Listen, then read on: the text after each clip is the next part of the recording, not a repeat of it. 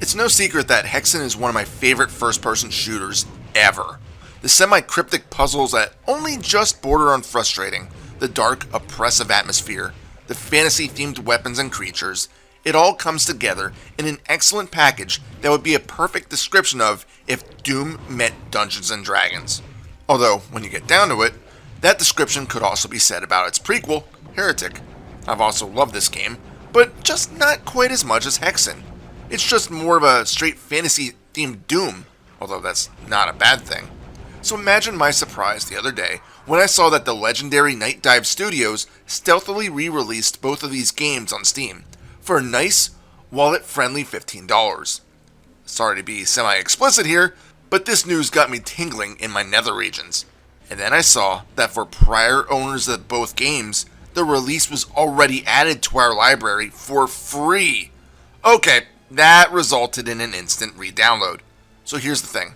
Yes, I've already reviewed both of these games in their natural forms.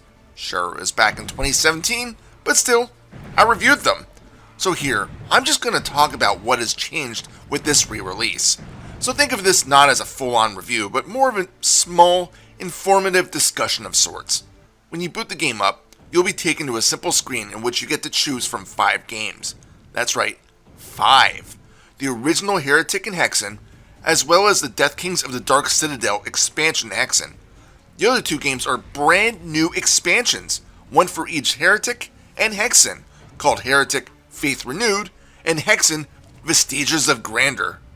Yeah, we have 2 brand new, shall we say, chapters to each of these games created by Nightdive Studios. We'll get to those later. I want to note that I thought it was a shame that the sequels to both games weren't included in this package. Although honestly, for as much as I adore Hexen, I haven't really gotten far in Hexen 2 as I got lost in an early area and just never really picked it back up. And yes, I'm ashamed to admit this. As for Heretic, yes, I understand that the sequel, which was for some reason turned into a third-person action game, was not published by id and actually owned by Activision. So we'll probably never see this released on a digital platform because they are jerks. But still, it would have been nice to have this as a playable option to complete the series. Yeah, well.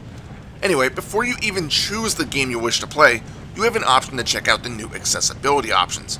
There are 2 choices, disable all of them or check them out. My tip to you is to disable them all from the start and then pick a game, enter the options to look at them then. This is because if you go into the accessibility menu from here, the game enabled every single accessibility feature, including a blander modern text, transcribed chat, and possibly the worst thing, disabling screen flashing when you were taking damage. I didn't realize that these were enabled when I went into the menu, and was really confused in the first few levels of Heretic when there was no damage indicator. So yeah, go into this menu with caution. Next up, the game asks which soundtrack you want, which you can choose in-game as well. You have the original and the remixed version, composed by Andrew Hulshult. I'm familiar with his work in other games, so this got me a bit giddy to see what he came up with. And for the most part, it's not metal music, but more epically toned remakes of the original stuff. Time for a small comparison.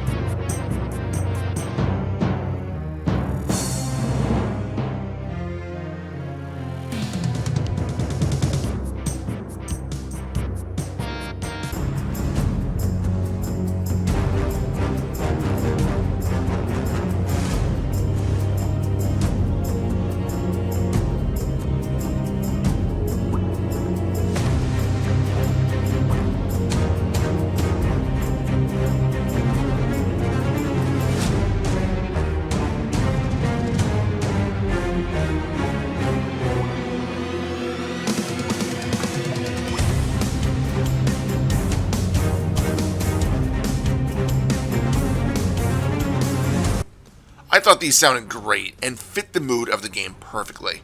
In the main menu, there is now a vault you can peruse. This vault includes various concept designs, doodles, and so on. It's pretty interesting to see some of the original designs for the creatures and weapons. but I know what you really want to know is what changed with the games themselves. Well, not a hell of a lot. The games still play perfectly, although with better mouse control that doesn't require using programs like GZ Doom. You also now have controller support, if that's your thing. Controls have been somewhat modernized, with E acting as interact and space relegated to jumping while in Hexen. A crosshair is on by default, but I turned that off as we don't need a crosshair in these games. The items you can pick up, such as the Quartz Flask, Tome of Power, and Chaos Device, can now each be given their own hotkeys, allowing you to quickly use these items in times of trouble instead of frantically scrolling through your inventory to try finding the desired equipment. It should also go without saying that support for modern display resolutions has been added, without any sort of noticeable texture stretching that would make the game look like Dookie. Finally, the minimap now shows distinct icons for important items such as keys. Now for one of the big changes. In addition to brand new textures and areas, some of the levels now have optional enhancements. Let's take the level E1M3 in Heretic. After entering the first door and moving to the left, you'll see that the area looks drastically different. Not in a bad way, of course. The world had simply been tweaked slightly, perhaps in order to make the stage look a bit more believable to its name, the Gatehouse. In fact, this area kinda looks like a bunch of kiosks you see in the street, with the ghostly knights acting as a sort of shopkeep. This threw me off as I immediately thought, wait a minute, I don't remember this, but I didn't hate it. It's a fantastic way of adding just enough to an older game to make us retro fanatics second guess things. But if you don't like it, you can disable these in the options to play the original, unchanged stages. Another thing of note, however, is that enemy sounds seem a bit drowned out compared to everything else. I kind of remember this being a problem in the original DOS version of Heretic, so I'm surprised it's carried over. It's far from a game breaker, as you can just alter the audio levels, but I did want to mention it. Also, I'm pretty sure they decreased the max capacity for your crossbow arrows. Here you only get 30, or 60 if you have the bag of holding. I'm pretty sure in the original DOS game it was 50 and 100. Am I going crazy? Nope, I'm not. I just confirmed that this was decreased from the DOS version. Why was this changed? I get that the crossbow is a powerful weapon and probably the best tool in the game, but even so, more ammo, more fun, am I right? Yet as I play more, I found that the rune staff was the same way, being dropped from 200 and 400 to 150 and 300, which kinda sucks as that thing just chews through ammo. I don't think any of the other weapons were affected, but still, this is a bit strange. Another thing Nightdive kept was how items carry over in Heretic. No matter how many of each item you have, you still only carry over one into each stage. Ugh, I wish this wasn't the case, since I do like hoarding my items until absolutely necessary, but I suppose it does keep the challenge fair, instead of allowing me to become way overpowered. Man, all I've been doing is talking about Heretic, but what about Hexen? I mean, I do like Hexen more anyway. I didn't play it nearly as much as Heretic, as I've been so focused on Heretic, but I've only really found 2 additions, one of which is that the cleric now starts with a shield. It makes sense, as his sprite always had it equipped, but he was never able to properly use it other than just a simple piece of armor that you find in the world to reduce incoming damage. Here, you can press right click to actively hide behind it. Minor, but still cool. Secondly, there is a spell tome on the pedestal that you come across that will allow you to change classes on the spot.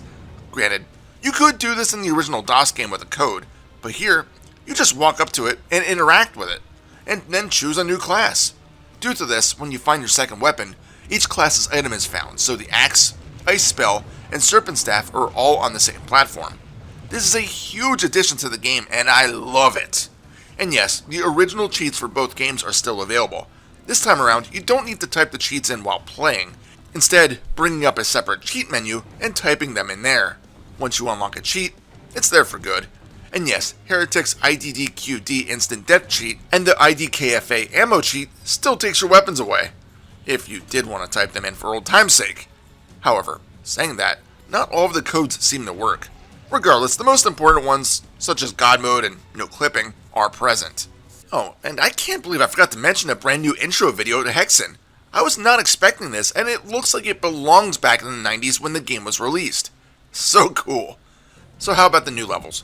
Granted, I haven't played them much, but so far they are a welcome new challenge. Puzzles in Hexen will still make you running around the level looking for switches, and Heretic just keeps throwing mobs of creatures at you, including at least one new monster, an upgraded form of the mummy that fires faster projectiles at you. Nightdive did a fantastic job with designing these maps, and they feel like a legitimate expansion that I could have been playing in my teen years on my IBM Aptiva. One last thing before we wrap up this video. Be careful when it comes to quick and autosaves. The games all share a singular quick and autosave slot, so be sure that if you plan on going back and forth between games, create manual saves. Otherwise, it's highly possible to come back and find them overridden. I really do look forward to playing this entire compilation to completion. Nightdive pulled no punches when updating these games for modern days, and although I do have some minor nitpicks with features that I feel should have been added, overall, these are games that I've been revisiting with a big grin on my face. The gameplay is smooth, the new music is epic and atmospheric, the new features are welcome, and the new chapters have the same tone and feel of the Raven Software developed originals.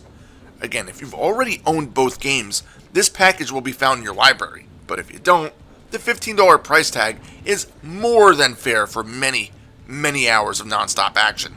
I cannot recommend this one enough if you haven't played it before, and even if you have, it might be time for a revisit. This is Reaper. Happy fragging.